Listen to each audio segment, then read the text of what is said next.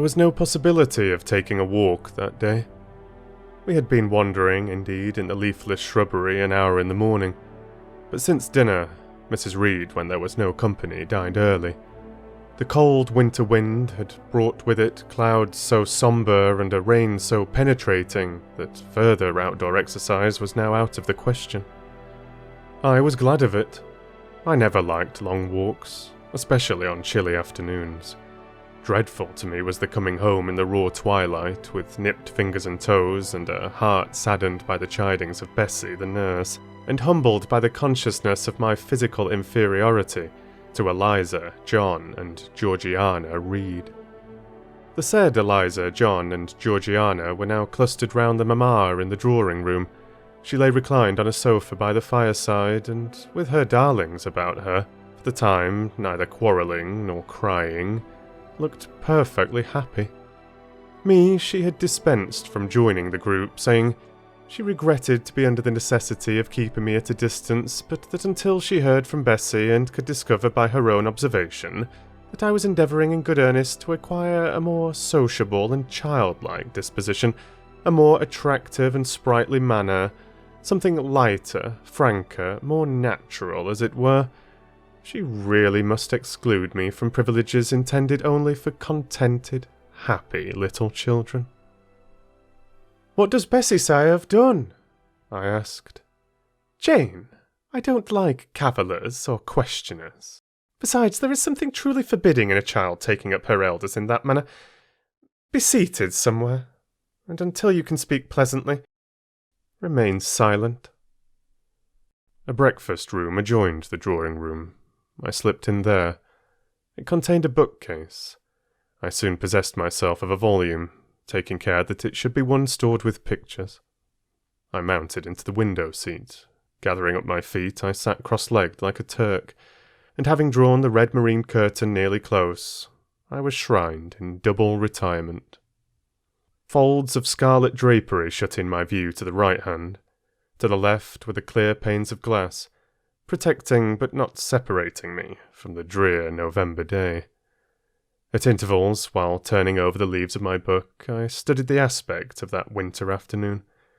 Afar it offered a pale blank of mist and cloud. Near, a scene of wet lawn and storm-beat shrub, with ceaseless rain sweeping away wildly before a long and lamentable blast.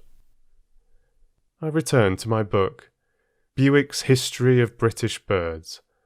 The letterpress thereof I cared little for, generally speaking, and yet there were certain introductory pages that, child as I was, I could not pass quite as a blank. They were those which treat of the haunts of seafowl, of the solitary rocks and promontories by them only inhabited, of the coast of Norway studded with isles from its southern extremity, the Lindesness or Naze, to the North Cape, where the northern ocean in vast whirls boils round the naked melancholy isles of farthest Thule, and the Atlantic surge pours in among the stormy Hebrides. Nor could I pass unnoticed the suggestion of the bleak shores of Lapland, Siberia, Spitzbergen, Nova Zembla, Iceland, Greenland, with the vast sweep of the Arctic zone, and those forlorn regions of dreary space, that reservoir of frost and snow, where firm fields of ice, the accumulation of centuries of winters, glazed in alpine heights above heights, surround the pole, and concentre the multiplied rigours of extreme cold. Of these death-white realms I formed an idea of my own, shadowy like all the half-comprehended notions that float dim through children's brains, but strangely impressive. The words in these introductory pages connected themselves with the succeeding vignettes, and gave significance to the rock standing up alone in a sea of billow and spray, to the broken boat stranded on a desolate coast, to the cold and ghastly moon glancing through bars of cloud at a wreck just sinking. I cannot tell what sentiment haunted the quite solitary churchyard with its inscribed headstone, its gate, its 2 trees, its low horizon girdled by a broken wall, and its newly risen crescent attesting the hour of eventide. The 2 ships becalmed on a torpid sea I believed to be marine phantoms. The fiend pinning down the thief's pack behind him I passed over quickly. It was an object of terror. So was the black-horned thing seated aloof on a rock, surveying a distant crowd surrounding a gallows. Each picture told a story, mysterious often to my undeveloped understanding and imperfect feelings, yet ever profoundly interesting. As interesting as the tales Bessie sometimes narrated on winter evenings, when she chanced to be in good humour, and when, having brought her ironing-table to the nursery hearth, she allowed us to sit about it, and while she got up Mrs. Reed's lace frills and crimped her nightcap borders, fed our eager attention with passages of love and adventure taken from old fairy tales and other ballads, or, as at a later period I discovered, from the pages of Pamela and Henry, Earl of Morland. With Bewick on my knee I was then happy at least in my way. I feared nothing but interruption, and that came too soon. The breakfast-room door opened.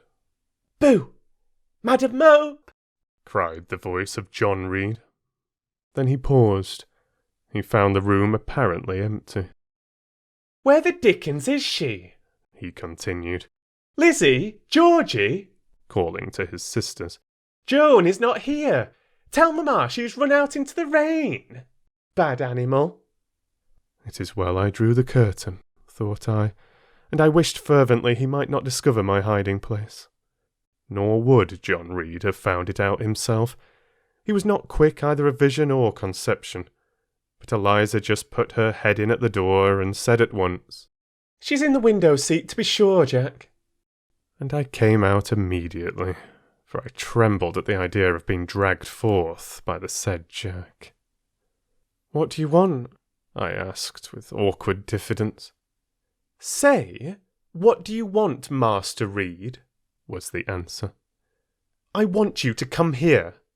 And seating himself in an armchair, he intimated by a gesture that I was to approach and stand before him. John Reed was a schoolboy of 14 years old, 4 years older than I, for I was but 10. Large and stout for his age, with a dingy and unwholesome skin, thick lineaments in a spacious visage, heavy limbs and large extremities. He gorged himself habitually at table, which made him bilious, and gave him a dim and bleared eye and flabby cheeks. He ought now to have been at school, but his mamma had taken him home for a month or two, on account of his delicate health. Mr. Miles, the master, affirmed that he would do very well if he had fewer cakes and sweetmeats sent him from home, but the mother's heart turned from an opinion so harsh and inclined rather to the more refined idea that John's sallowness was owing to over-application and perhaps to pining after home. John had not much affection for his mother and sisters, and antipathy to me. He bullied and punished me, not 2 or 3 times in the week, nor once or twice in the day, but continually. Every nerve I had feared him, and every morsel of flesh in my bones shrank when he came near. There were moments when I was bewildered by the terror he inspired, because I had no appeal whatever against either his menaces or his inflictions. The servants did not like to offend their young master by taking my part against him, and Mrs. Reed was blind and deaf on the subject. She never saw him strike or heard him abuse me, though he did both now and then in her very presence. More frequently, however, behind her back. Habitually obedient to John, I came up to his chair. He spent some 3 minutes in thrusting out his tongue at me as far as he could without damaging the roots. I knew he would soon strike, and while dreading the blow, I mused on the disgusting and ugly appearance of him who would presently deal it. I wonder if he read that notion in my face, for all at once, without speaking, he struck suddenly and strongly. I tottered, and on regaining my equilibrium retired back a step or 2 from his chair. "That is for your impudence in answering Mamma a while since," said he, "and for your sneaking way of getting behind curtains, and for the look you had in your eyes 2 minutes since, you rat." Accustomed to John Reed's abuse, I never had an idea of replying to it. My care was how to endure the blow which would certainly follow the insult. "What were you doing behind the curtain?" he asked. "I was reading." "Show the book." I returned to the window and fetched it thence. "You have no business to take our books. You are a dependent, Mamma says. You have no money. Your father left you none. You ought to beg, and not to live here with gentlemen's children like us, and eat the same meals we do, and wear clothes at our mamma's expense. Now I'll teach you to rummage my bookshelves, for they are mine. All the house belongs to me, or will do in a few years. Go and stand by the door, out of the way of the mirror and the windows." I did so, not at first aware what was his intention, but when I saw him lift and poise the book and stand in act to hurl it, I instinctively started aside with a cry of alarm. Not soon enough, however. The volume was flung, it hit me, and I fell, striking my head against the door and cutting it. The cut bled, the pain was sharp. My terror had passed its climax. Other feelings succeeded. "Wicked and cruel boy," I said. "You are like a murderer. You are like a slave driver. You are like the Roman emperors." I had read Goldsmith's History of Rome and had formed my opinion of Nero, Caligula, etc. Also, I had drawn parallels in silence, which I never thought thus to have declared aloud. What? He cried. "Did she say that to me? Did you hear her, Eliza and Georgiana? Won't I tell Mamma?" But first, he ran headlong at me. I felt him grasp my hair and my shoulder. He had closed with a desperate thing. I really saw in him a tyrant, a murderer. I felt a drop or two of blood from my head trickle down my neck, and was sensible of somewhat pungent suffering. These sensations for the time predominated over fear, and I received him in frantic sort. I don't very well know what I did with my hands, but he called me, "Rat! Rat!" and bellowed out aloud. Aid was near him. Eliza and Georgiana had run for Mrs. Reed, who was gone upstairs. She now came upon the scene, followed by Bessie and her maid, Abbot. We were parted. I heard the words, "Dear, dear, what a fury to fly at Master John! Did anybody ever see such a picture of passion?" Then Mrs. Reed subjoined, "Take her away to the Red Room, and lock her in there." 4 hands were immediately laid upon me, and I was borne upstairs.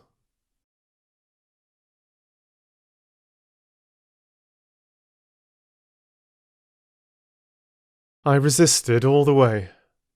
A new thing for me, and a circumstance which greatly strengthened the bad opinion Bessie and Miss Abbot were disposed to entertain of me. The fact is, I was a trifle beside myself, or rather out of myself, as the French would say. I was conscious that a moment's mutiny had already rendered me liable to strange penalties, and, like any other rebel slave, I felt resolved in my desperation to go all lengths. "Hold her arms, Miss Abbot. She's like a mad cat." "For shame, for shame!" cried the lady's maid. "What shocking conduct, Miss Eyre, to strike a young gentleman. Your benefactress's son. Your young master." "Master? How is he my master? Am I a servant?" "No, you are less than a servant, for you do nothing for your keep. There, sit down and think over your wickedness."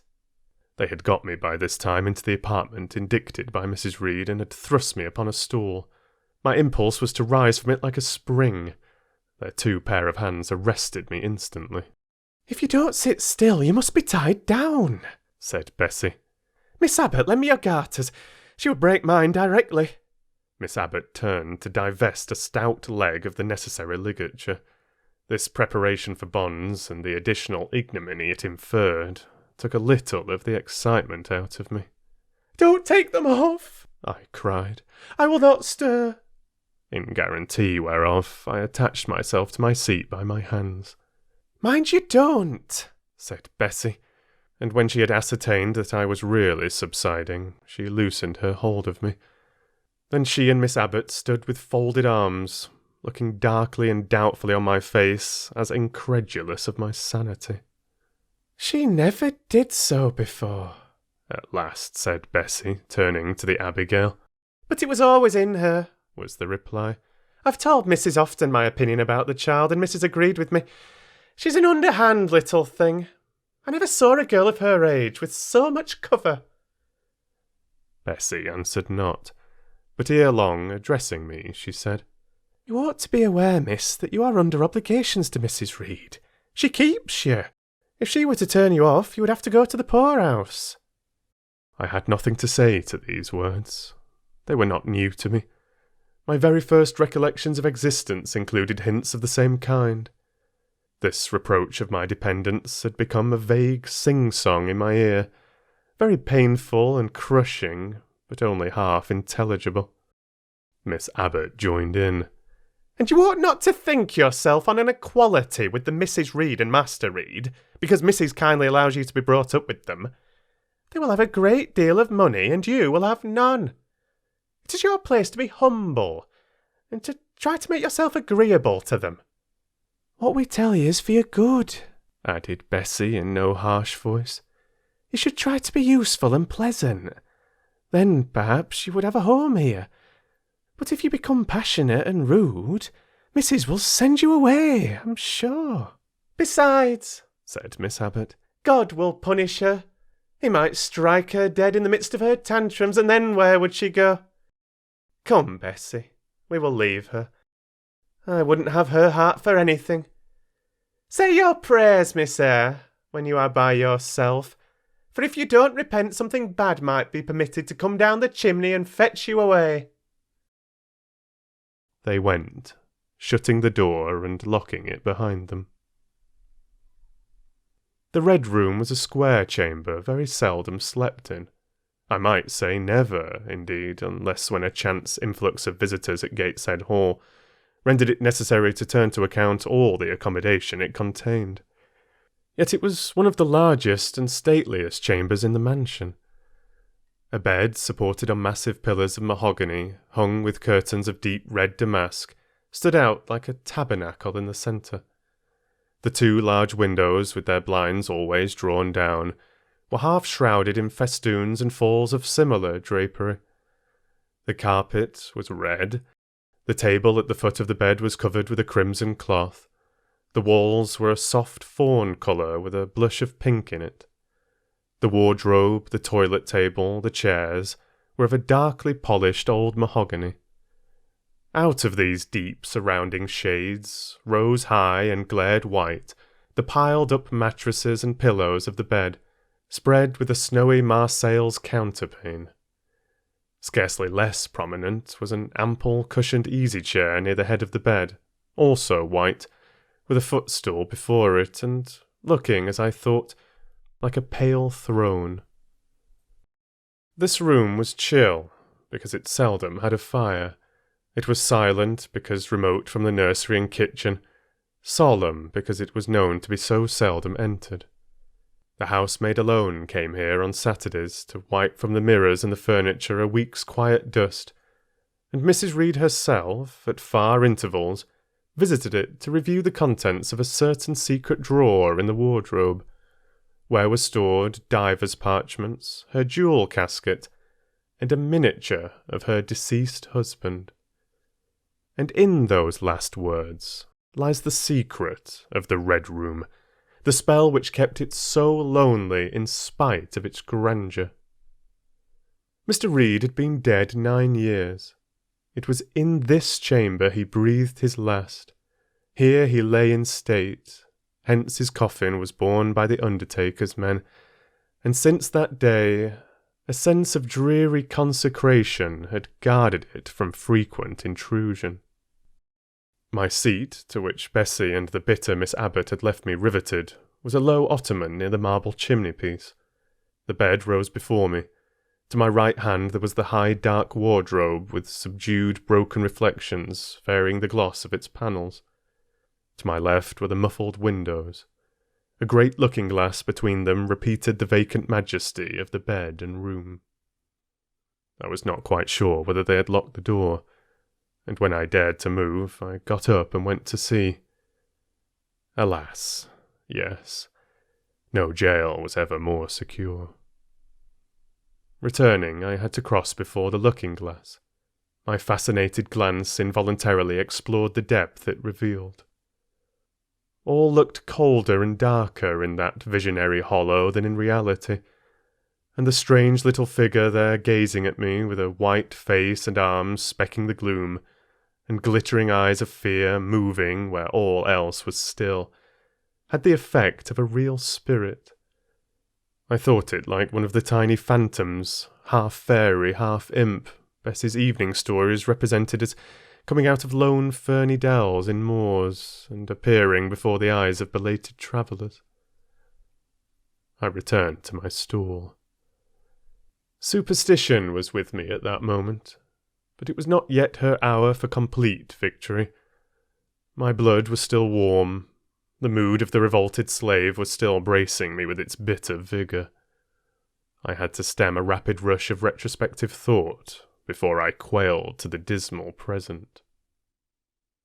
All John Reed's violent tyrannies, all his sister's proud indifference, all his mother's aversion, all the servant's partiality, turned up in my disturbed mind like a dark deposit in a turbid well.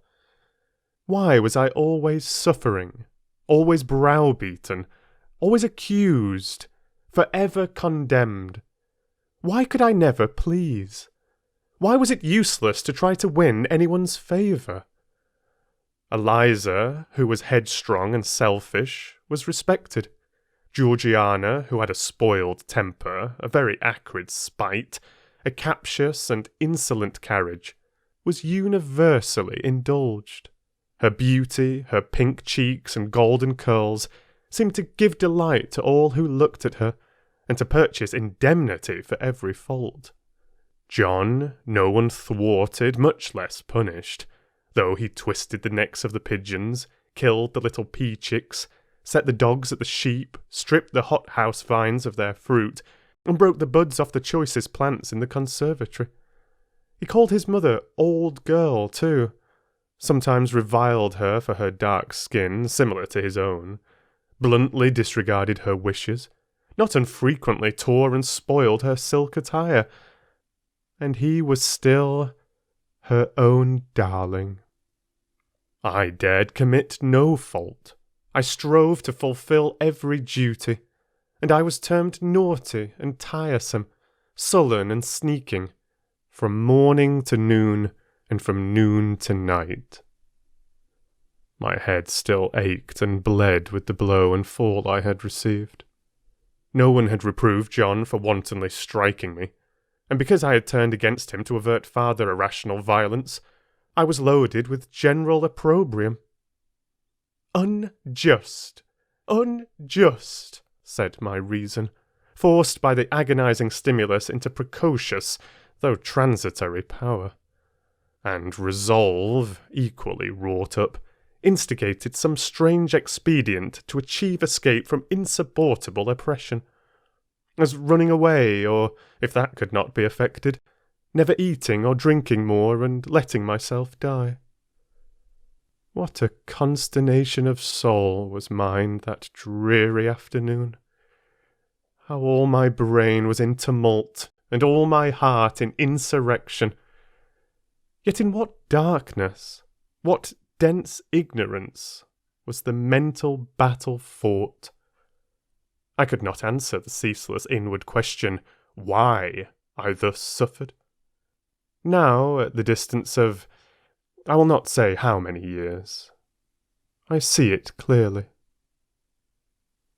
I was a discord in Gateshead Hall. I was like nobody there. I had nothing in harmony with Mrs. Reed or her children, or her chosen vassalage. If they did not love me, in fact, as little did I love them. They were not bound to regard with affection a thing that could not sympathise with one amongst them, a heterogeneous thing opposed to them in temperament, in capacity, in propensities, a useless thing, incapable of serving their interest or adding to their pleasure, a noxious thing, cherishing the germs of indignation at their treatment, of contempt of their judgment.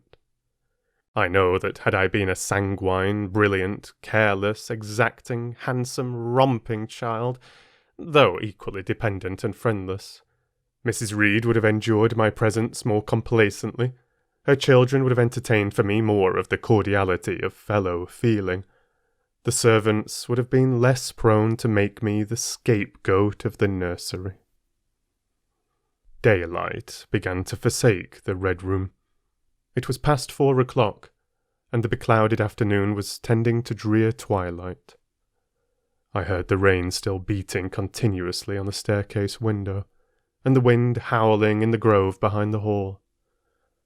I grew by degrees cold as a stone, and then my courage sank. My habitual mood of humiliation, self-doubt, forlorn depression fell damp on the embers of my decaying ire. All said I was wicked, and perhaps I might be so. What thought had I been but just conceiving of starving myself to death? That certainly was a crime. And was I fit to die? Or was the vault under the chancel of Gateshead Church an inviting bourne? In such vault, I had been told, did Mr. Reed lie buried, and led by this thought to recall his idea, I dwelt on it with gathering dread. I could not remember him, but I knew that he was my own uncle, my mother's brother, that he had taken me when a parentless infant to his house, and that in his last moments he had required a promise of Mrs. Reed that she would rear and maintain me as one of her own children. Mrs. Reed probably considered she had kept this promise, and so she had, I dare say, as well as her nature would permit her. But how could she really like an interloper not of her race, and unconnected with her, after her husband's death, by any tie? It must have been most irksome to find herself bound by a hard-wrung pledge, to stand in the stead of a parent to a strange child she could not love, and to see an uncongenial alien permanently intruded on her own family group. A singular notion dawned upon me. I doubted not, never doubted, that if Mr. Reed had been alive he would have treated me kindly. And now, as I sat looking at the white bed and overshadowed walls, occasionally also turning a fascinated eye towards the dimly gleaming mirror, I began to recall what I had heard of dead men, troubled in their graves by the violation of their last wishes, revisiting the earth to punish the perjured and avenge the oppressed. And I thought Mr. Reed's spirit, harassed by the wrongs of his sister's child, might quit its abode, whether in the church vault or in the unknown world of the departed, and rise before me in this chamber. I wiped my tears and hushed my sobs, fearful lest any sign of violent grief might waken a preternatural voice to comfort me, or elicit from the gloom some haloed face, bending over me with strange pity.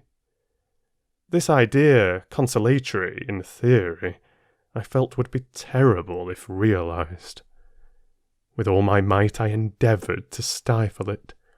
I endeavoured to be firm. Shaking my hair from my eyes, I lifted my head and tried to look boldly round the dark room. At this moment a light gleamed on the wall.